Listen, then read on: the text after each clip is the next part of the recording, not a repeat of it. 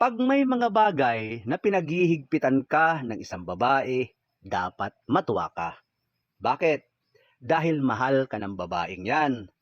Oo, minsan nakaka-bad trip talaga na minsan tayo napupuna sa gagawin natin kasi nasanay tayo nung single pa tayo na walang nagsisita sa ginagawa natin.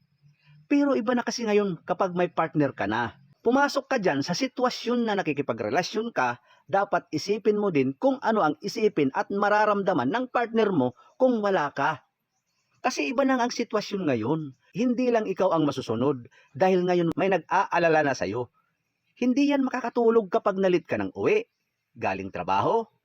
Nag-aalala na yan sa'yo kung oras na ng gabi, hindi ka pa din umuwi sa bahay nyo. Nag-aalala na yan sa'yo kung baka nadisgrasya ka o nakursunadahan ka sa labas ng bahay nyo.